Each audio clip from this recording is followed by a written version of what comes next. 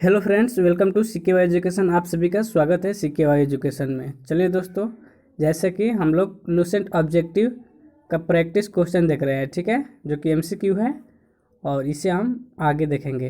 प्रदूषण हमने देख लिया है और बहुत सारे हमने टॉपिक कवर कर लिया है। तो आज हमारा टॉपिक है जंतु विज्ञान की शाखाएँ। जंतु विज्ञान में कौन कौन सी शाखा है, ठीक है, उससे हम डिस्कस करेंगे और जानेंगे, ठीक है। दोस्तों, आप सभी से आग्रह है कि यदि वीडियो आपको पसंद आए तो प्लीज़ इसे लाइक एंड शेयर ज़रूर करें। आपसे मेरी नम्र निवेदन है, ठीक है। आप मेरी बात को ध्यान दीजिए, प्लीज़ हेल्प कीजिए। हेल्प करने से क्या होता है, आपको दुआ दी जाएगी मेरी तरफ से, ठीक है, धन्यवाद बोला जाएगा। तो चलिए स्टार्ट करते हैं। इसमें 30 क्वेश्चन है। आप इसमें देखिए कि आप कितना क्वेश्चन सही कर पा रहे हैं। मैं चंदन भाई से and Sanoj and Parveen and जितने भी मेरे फ्रेंड हैं उनसे मैं खासकर निवेदन करना चाहता हूं कि मेरे वीडियो को आप देख रहे हैं तो प्लीज़ इसमें बताइए कि आपने कितना क्वेश्चन किया। यदि जितना क्वेश्चन सही किया है उससे लिखें। जैसे मान लीजिए आपने 20 क्वेश्चन सही किया है तो 20/30 लिखे, ठीक है। तो चलिए स्टार्ट करते हैं। मानव त्वचा का अध्ययन करने वाले विज्ञान की शाखा क्या कहलाती है। जब मानव त्वचा का हम अध्ययन करते हैं तो उस विज्ञान की शाखा को क्या कहते हैं। तो इसका आंसर होगा डर्मेटोलॉजी। क्या? डर्मेटोलॉजी, ठीक है। हमने इससे मैं पहले बता दूं कि हमने लुसेंट के बहुत सारे ऑब्जेक्टिव क्वेश्चन किए हैं, जिसमें यह है जंतु विज्ञान की शाखा है और उसमें हमने किए हैं क्या, पादप विज्ञान की शाखाएँ की हैं, ठीक है, उसमें भी हमने किया है। तो आप वहाँ पर जाकर देखिए मेरे वीडियो में। तो आगे देखते हैं, अस्थियों का अध्ययन किस शाखा में आता है। जब हम अस्थि का अध्ययन करते हैं तो उसे किस शाखा में अध्ययन करते हैं, किस शाखा में स्टडी करते हैं। तो अस्थियों का अध्ययन यानी ऑस्टियोलॉजी, ठीक है। यदि आपसे पूछ दे कि, चलिए आगे देखते हैं, उसके बाद डिस्कस करेंगे। जीवों के संक्रमण में विरुद्ध प्रतिरोध का अध्ययन किया जा रहा है। जीवों के संक्रमण के विरुद्ध प्रतिरोध का अध्ययन किया जाता है। तो उसको हम किस विज्ञान के किस शाखा में मतलब डिस्कस करते हैं, ठीक है। तो इसका आंसर क्या होगा, आप बताइए।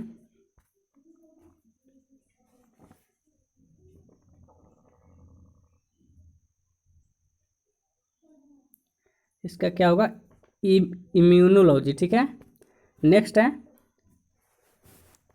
पैलियोंटोलॉजी किसका अध्ययन है।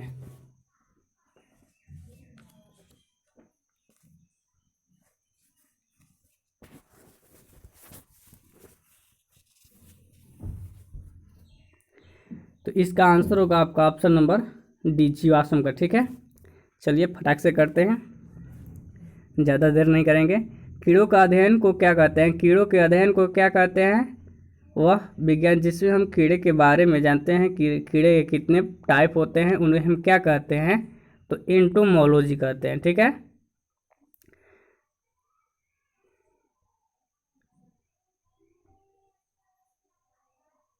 जैसे कीट विज्ञान प्राणी विज्ञान की वह शाखा है जिसमें कीड़ों का वैज्ञानिक अध्ययन किया जाता है।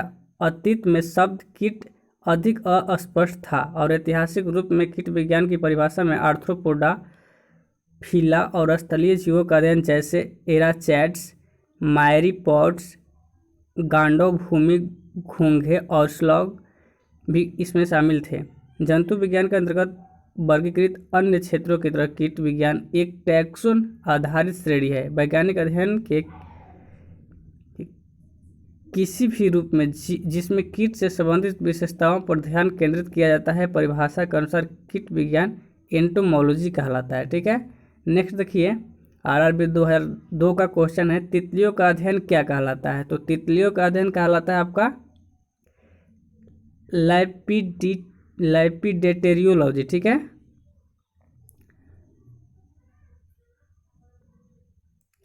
मछलियों का अध्ययन क्या कहलाता है, बताइए। हमने तो तितली का अध्ययन जाना। अगला है क्वेश्चन आपका, मछलियों का अध्ययन क्या कहलाता है। मछलियों का अध्ययन क्या कहलाता है। तो इसका आंसर हो जाएगा आपका इक्थियोलॉजी, इक्थियोलॉजी, ठीक है। मछलियों तथा उनसे संबंधित उद्योगों का अध्ययन इक्थियोलॉजी में कहलाता है, ठीक है। नेक्स्ट है ऑर्निथोलॉजी। ऑर्निथोलॉजी में किसका अध्ययन होता है? तो ऑर्निथोलॉजी में किसका अध्ययन होता है?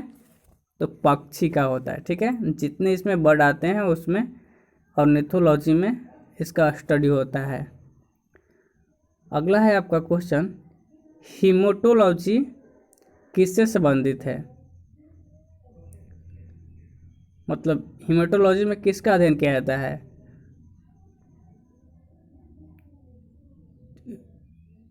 Which study in the haematology? तो इसका क्या होगा आंसर? इसका होगा उत्तक का, ठीक है। हीमेटोलॉजी नहीं होता है, हिस्टोलॉजी होता है ना, ठीक है। हिस्टोलॉजी होता है, ध्यान रखिएगा आप। यहाँ पर गलती लिखा है हिस्टोलॉजी। घाव का अध्ययन क्या कहलाता है? घाव का अध्ययन क्या कहलाता है? तो आप बताइए। तो ट्रोमेटोलॉजी, ठीक है। और ओंकोलॉजी क्या है? तो ओंकोलॉजी कैंसर का अध्ययन है, ठीक है। चलिए आगे देखते हैं, कैंसर संबंधी रोगों का अध्ययन क्या कहलाता है? देखिए अगला क्वेश्चन आ ही गया आपके सामने, कैंसर संबंधी रोगों का अध्ययन क्या कहलाता है? तो ओंकोलॉजी। मोलास्का समुदाय के जंतुओं के कवच का अध्ययन क्या कहलाता है? तो बताइए।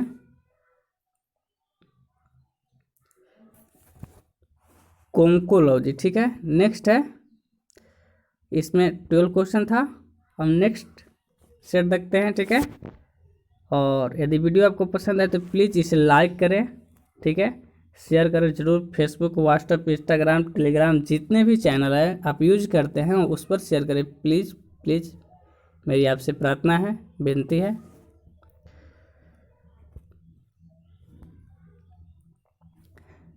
वंशागति के नियम के अध्ययन को क्या कहते हैं? वंशागति के नियम के अध्ययन को क्या कहते हैं? इसका आंसर क्या होगा? तो अनुवांशिकी, ठीक है।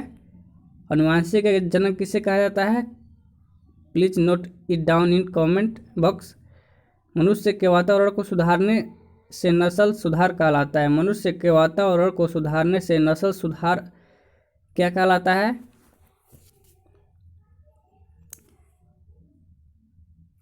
तो इसका आंसर होगा यूथेनिक्स, ठीक है। नेक्स्ट है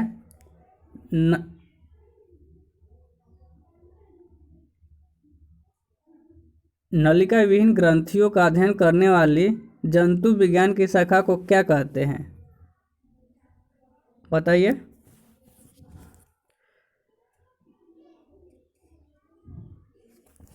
इसका आंसर होगा ऑप्शन नंबर बी, एंडोक्राइनोलॉजी। उस विज्ञान को जो आनुवंशिकता के नियमों द्वारा मानव जाति का उन्नति का अध्ययन कराता है, ठीक है, करता है, उसे क्या कहते हैं?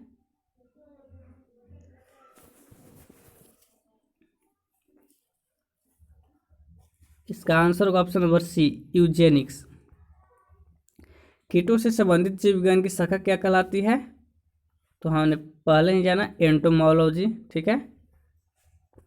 नेक्स्ट है मछलियों और उससे संबंधित उद्योगों का अध्ययन क्या कहलाता है? हम लोगों ने पीछे क्वेश्चन में देखा है, ठीक है, फिर से आया है तो इसको हम देख लेते हैं। तो क्या कहलाता है? तो इक्थियोलॉजी, ठीक है। नेक्स्ट है जंतु विज्ञान की वह शाखा जिसके अंतर्गत जंतु की बाहरी आकृति एवं बाहरी संरचना का अध्ययन किया जाता है, क्या कहलाता है? तो बताइए।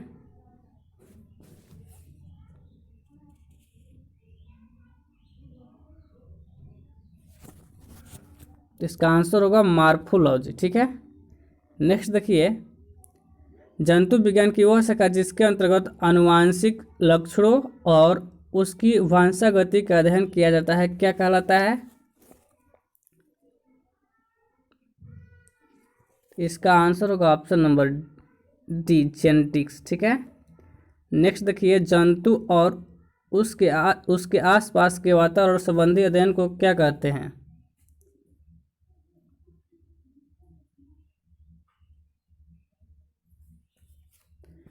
तो पारिस्थितिकी, ठीक है, इकोलॉजी। मांसपेशियों का अध्ययन क्या कहलाता है?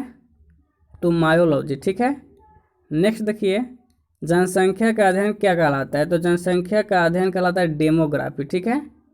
अब बताइए कि सर्वप्रथम इंडिया में जनगणना कब हुआ था? ठीक है, और यही बताइए कि इंडिया की जनसंख्या कितनी है। मधुमक्खियों का पालन क्या कहलाता है? तो मधुमक्खियों का पालन कहलाता है एपी कल्चर, ठीक है। और जो सेरी कल्चर है ये रेशम कीट पालन होता है, और पीसी कल्चर मछली का पालन होता है, ठीक है।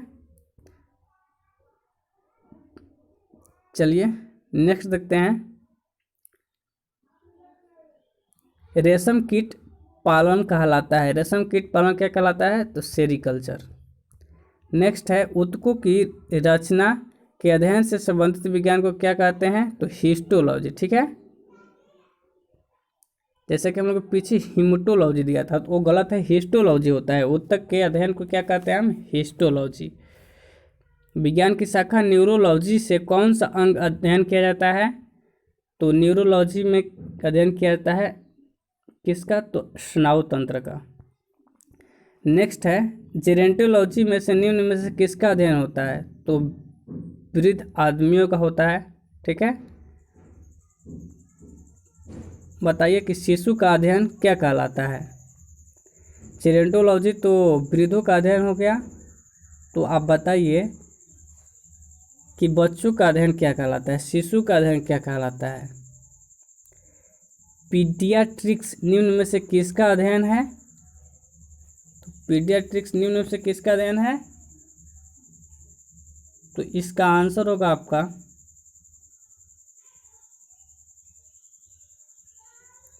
अस्थि रोग का। किसका? तो अस्थि रोग का, सॉरी पीडियाट्रिक्स में किसका अध्ययन है? तो शिशु, बच्चों और किशोरों की चिकित्सा देखभाल इसमें शामिल है, ठीक है। आगे है,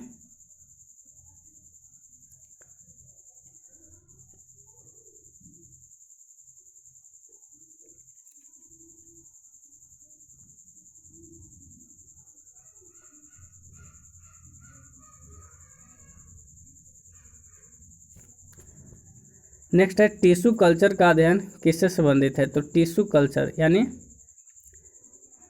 टिश्यू कल्चर में क्या होता है? पेड़ पौधे के बारे में हम अध्ययन करेंगे। पौधे के लिए sorry tissue culture, tissue means तो ऊतक होता है।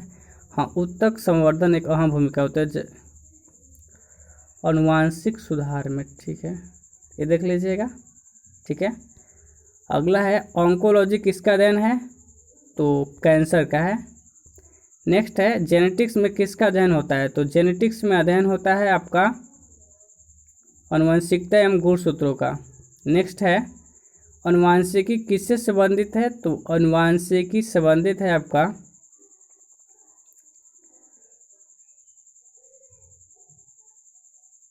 अनुवांशिकता से है, ठीक है। नेक्स्ट है, जनसंख्या का अध्ययन क्या कहलाता है? तो डेमोग्राफी। रक्त में एंटीबॉडी एवं एंटीजन के अध्ययन को क्या कहते हैं? इसका आंसर होगा इसका आंसर होगा आपका